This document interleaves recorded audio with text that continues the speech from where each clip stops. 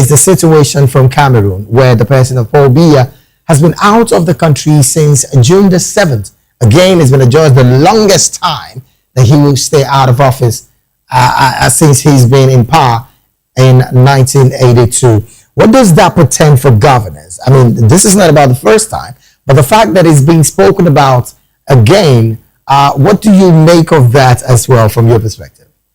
You see, it's quite funny, and that's why the Western world will look at Africa as if we are made for the jungle and that we cannot really wrestle out of the jungle. I can't imagine myself believing and accepting that in I think it's 93 now. Yes, the oldest. 93-year-old president will be that vibrant to be able to hold the state together.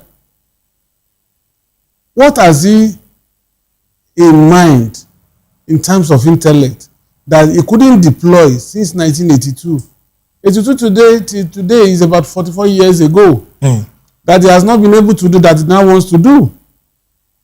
And to even capital, he went as far as making his son the defense chief of his country. But that's again a conversation that I don't want us to get into. I'm talking about the fact that he's left office. No, what I'm saying, the lacuna of governance. What I'm saying, there was no way.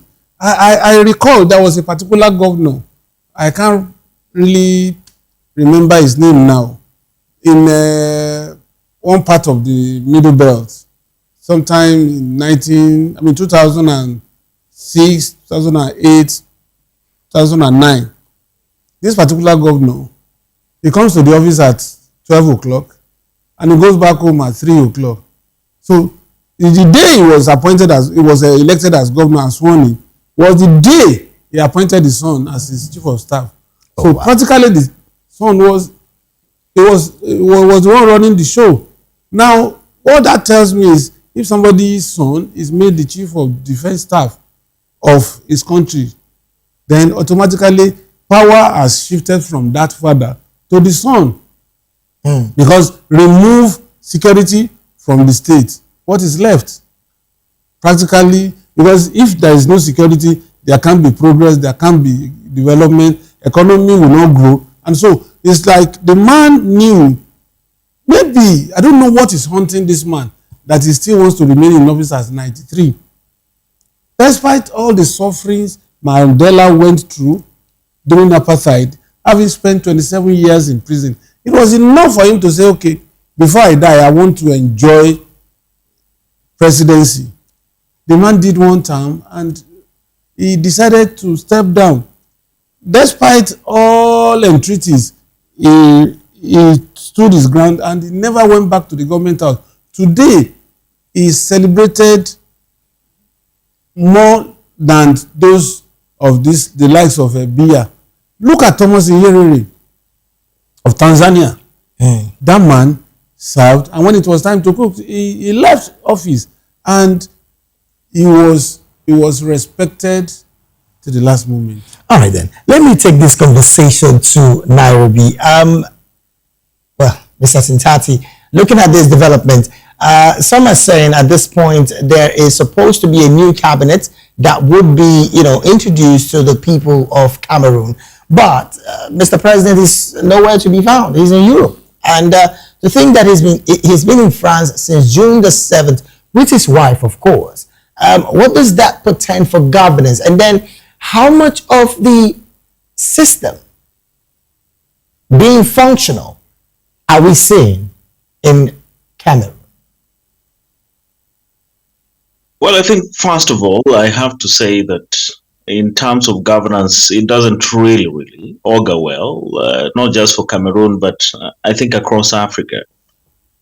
It beats logic that one could be, 93 years, and then having been in power since 1982 for, close to 5 decades. I mean, 44 years is a pretty long period of time. But there has been no, some world-class transformation as far as Cameroon's economy or social, structures, or even politically speaking. As far as these issues are concerned. So this is a personification and a very clear demonstration of what political greed entails. I mean, Cameroon had elections. I believe it was last year, Mm. and the opposition candidate, was pretty much rigged out. So there is no semblance of remarkable development that would warrant President Paul Biya to stay in power. But upon reflection on the meeting that was held by the party, this is another demonstration that, succession planning is well underway in Cameroon. And For many years now, especially over the last 5 or so years, there have been health concerns regarding, the person of President Paul Biya. Yeah. So it's a clear demonstration, and even joining the dots with other related political developments that have been taking place in the country. No doubt that these are his sunset days, and I cannot really imagine. If no proper succession planning is done, then there are different, quarters of centers that are, angling to take over from him. You remember what happened in Zimbabwe when he got senile. When Mugabe got senile in Zimbabwe, Mm. you had several, army generals. You had other leading party stalwarts in the Yeah. ZANU ruling party who was scheming to take power. So I guess overall in governance, it's a poor thing. It doesn't really portray Cameroon and Africa It's very the well. call. Still staying with you, Mr. Sintati. It's the call for power vacancy by the opposition lawmakers, clearly talking to the Constitutional Council to declare a power vacancy. Is that call validated with this development? Because he's been out for well over 40 days. And of course, the ruling party is saying, look, government is still running and there is no vacancy in anywhere. But is that call truly justified by opposition lawmakers? Well, from the perspective of the opposition, I think it's pretty much justified because, Paul Biya has completely failed, to demonstrate the fact that his faculties are in order. They are intact to continue as the president. So I think the opposition is well within its right to call for Paul Biya to step down, or rather for the Constitutional Council to declare the office of the president as vacant. However, the declaration of the office of the president as vacant, I don't really see that happening anytime soon, given the fact that, members of the Constitutional Council, these are, very close allies of President Paul Biya.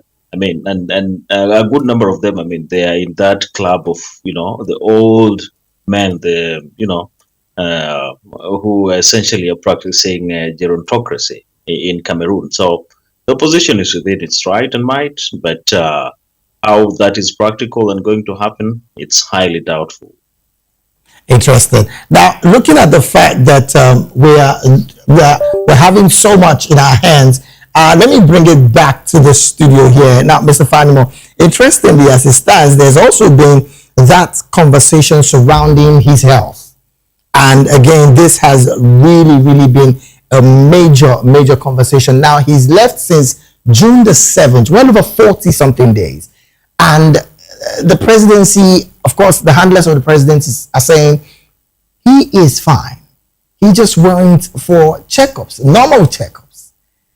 Is that a valid ground? Health reasons now. Is that a valid ground to ask the Constitutional Council to declare that seat vacant? Well, for me, I'm not a medical doctor, so I don't know his current health status.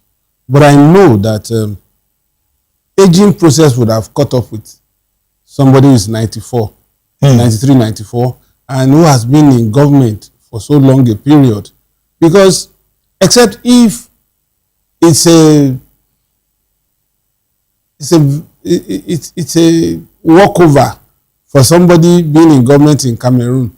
But I know that if you are serious about governance, it takes a lot of toll on you to serve.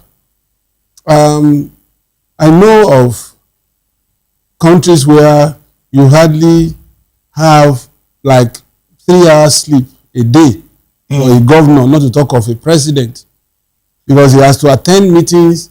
His job starts and not stop at closing in the office. Once he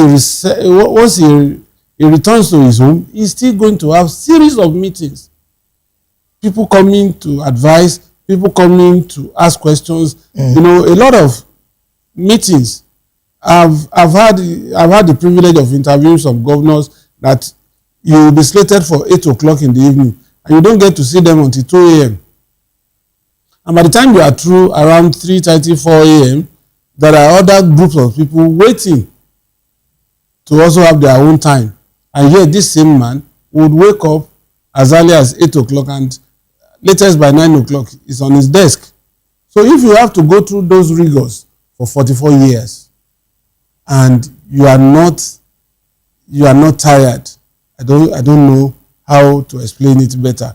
But the one thing about it is there is no way, no magic would make you, because your cells no longer regenerate as fast as it was at that age. At 93. At 93. And your faculty cannot be as intact as when you are in your 40s or your 50s. So for me, that man is just marking time.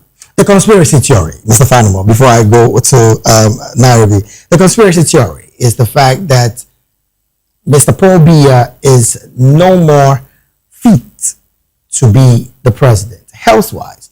But the governing council, which again did meet yesterday, are clearly saying at this point that the president is fine. But they had to meet yesterday because the clamor from opposition lawmakers have been pretty high. And of course, that is mounting so much pressure on the government. Looking at that particular move by the governing council, is that to say that something fishy, like the opposition figures are placing in the fold, is playing in the Cameroonian government right now? You see, unfortunately, that man had been in government for so long a time that it's going to be very difficult to unseat him. One, he has his coterie of anger zone now in government. And if you must remove a president, there are procedures. Even in the assembly, right, there are procedures that you have to go through to remove a president. And this man had surrounded himself with die-hard supporters over the years. So, very loyal ones. So how is he going to? And then you have his son keeping watch over them as head of the defense. So there's no way. The only thing is, as long as this man can open his eyes and open his mouth, even if he's going to be on a wheelchair, they will still retain him as the president of Cameroon. Quite unfortunate. Regardless of opposition's stance. Because opposition is not in majority. So they will always have their say, then the majority will have their way. All right, before we shift... Unfortunately, anyway. Yes, before we shift gears, let me go back to Nairobi. Mr. Sintati, you are a young person. I dare say that without mixing words. Looking at the last election, Mr. Paul Biya did win that election with the highest of margin. And to think that, again, that election clearly, according to opposition figures, was flawed by several irregularities. Is that the best that Cameroon can give when it comes to governance at 93, the person of Paul Biya? Before we switch gears to another conversation. Well, certainly not the best for Cameroon.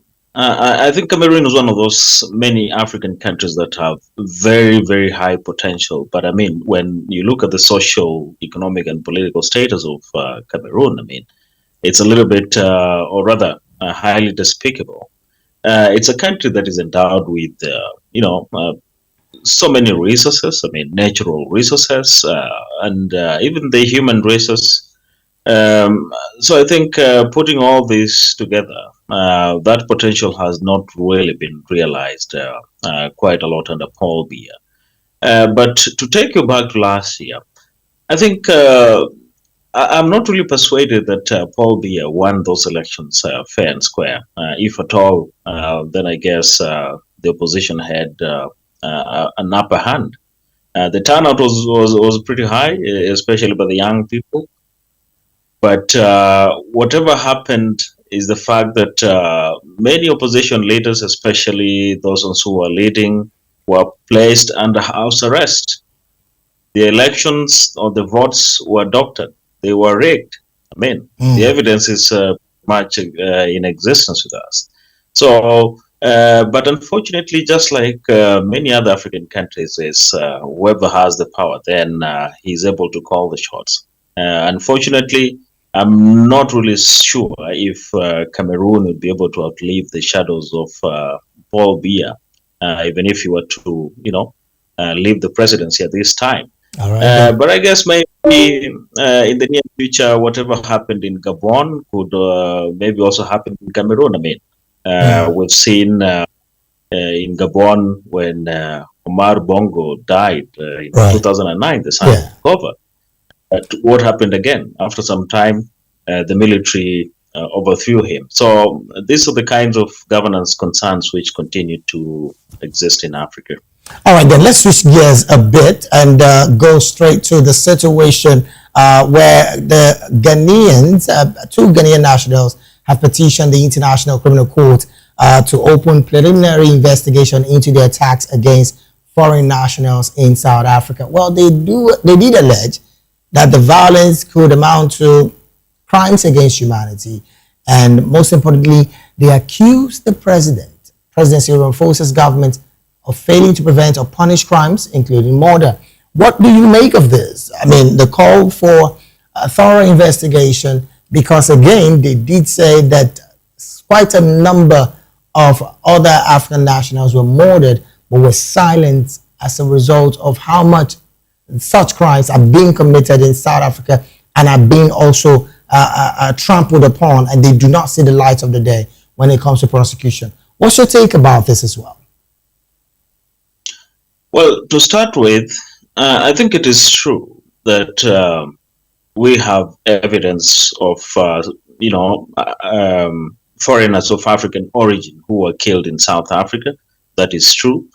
However, we do not really have full information if what we received, or if the information that we received as, people who were outside South Africa, if it is indeed true, to back up the claims that are being made by those two petitioners. I'm not really privy to that sort of information, so I don't really know.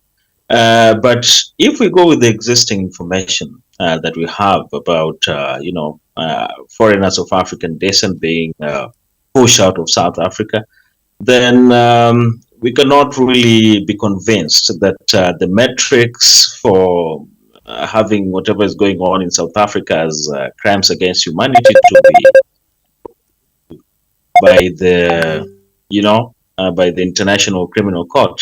That is highly doubtful at this time. So I guess that's my honest opinion on this.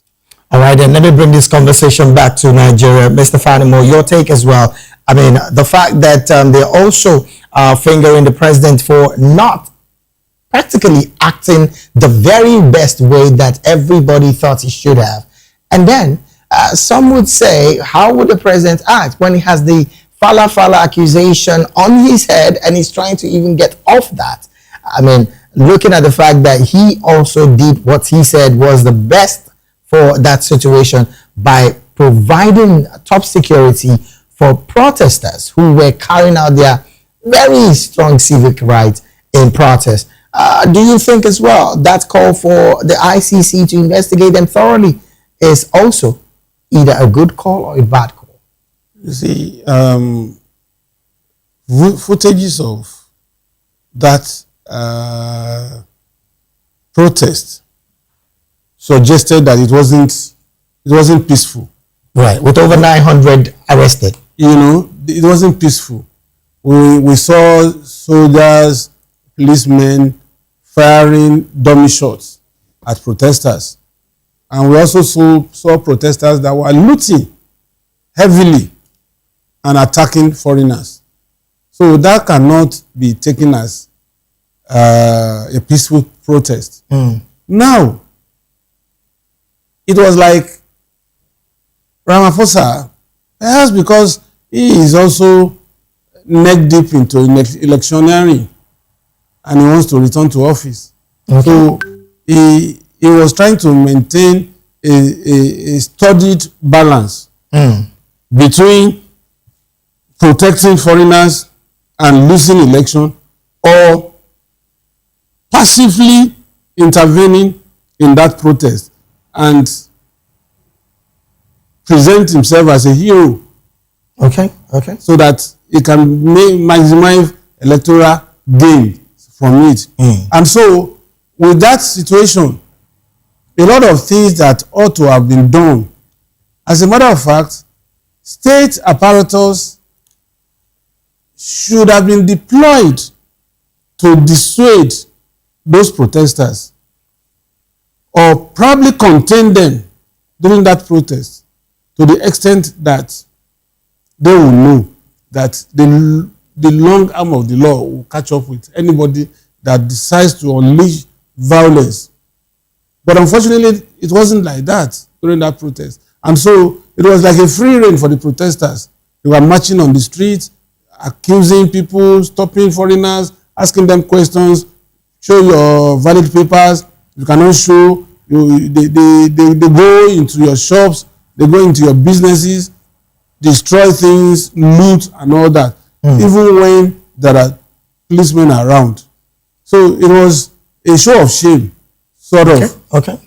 And so, but I don't think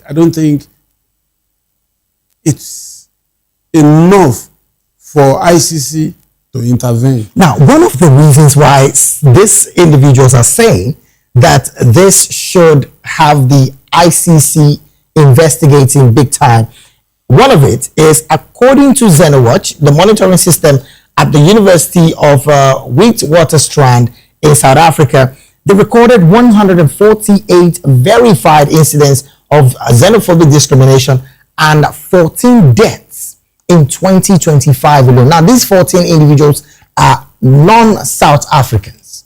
So, based on this, do you think it's worthy enough for the ICC to carry out their own private investigations as well, just like this individual? Well, ICC might be persuaded to investigate, but pockets of protest and all that cannot be equated as crime against humanity, circumstances of death and all that. Don't forget that we can't really deal with South Africa the way we should have. Like I told fellow Nigerians, look, South Africans hardly travel out of South Africa. But the average Ghanaian, the average Nigerian, they are all over the world, you know. And so one thing is very instructive. In all of these protests, highly skilled foreigners were not touched. I'm yet to see a doctor that was harassed. And as at the last count, we have over 1,000 doctors. Well, one would say the doctors have their papers because they wanted them to stay in the country. That's what I'm saying. That's what I'm saying. That these doctors are still there. You have lecturers that are still there, and a whole lot of engineers, architects, IT experts, and all that. And when you look at we only returned less than 2,000 from South Africa. Right. And at the last count, properly documented Nigerian citizens were well over 35,000. So we need to diplomatically manage this. And I also urge Ghanaians to also find a way of managing this situation diplomatically. All right, then. Let me go back to Nairobi before we jump off this conversation. Mr. Sintati, looking at this development, and again, the fact that these guys are accusing President Cyril Ramaphosa's government of failing to prevent or punish crimes, including murder, as a result of the xenophobic attacks. Now, I just read out a survey that was carried out by Xenophobic Watch, identifying 14 non-South Africans as being killed as a result of these attacks in 2025. Plus the fact that we also understand that President Cyril Ramaphosa earmarked about 600 million rand, even deploying as far as private security operatives to monitor the protests that did happen in South Africa, the master of it all. Would that be a good enough reason, with all of these facts placed around it, to say that President Cyril Ramaphosa should be excused from such accusation? Or should we still indict him in this conversation? Well, I strongly believe that the indictment may not really go ahead in this context of the International Criminal Court. The petition that has been filed by the two Ghanaians. You've mentioned certain, issues, which I guess those are sufficient metrics that would rather have Ramaphosa excused from all these petitions to the ICC. First of all, ICC would come in if if the numbers were pretty much huge. But in this case, if you look at the number of people who've been killed in the course of these xenophobic attacks, then in all honesty, the figures, that they're not really like even running to the thousands and those kinds of numbers. So the threshold in terms of the numbers of the victims is a little bit lower. I guess from the perspective of the South African government in its defense, in this case, the Ramaphosa administration, it has clearly demonstrated that it has the capability of addressing some of these nagging issues. The only challenge is that it has not really gone out of the way to, go after those xenophobic groups and elements. But the mere fact that it is ready to, put in place finances to at least mitigate the situation, the mere fact that it is able to deploy security forces to contain the situation, and the mere fact that even these groups, primarily were calling for the deportation of immigrants who were not documented, then I guess these are metrics that indicate that the threshold, for the government of South Africa to be, to face charges at the ICC then becomes very difficult at this point. So the threshold for me is pretty much low as we speak. So I guess those are the metrics. But if at all, and then it's the South Africans themselves, to experience the negative effects of having these foreigners leave their country, David.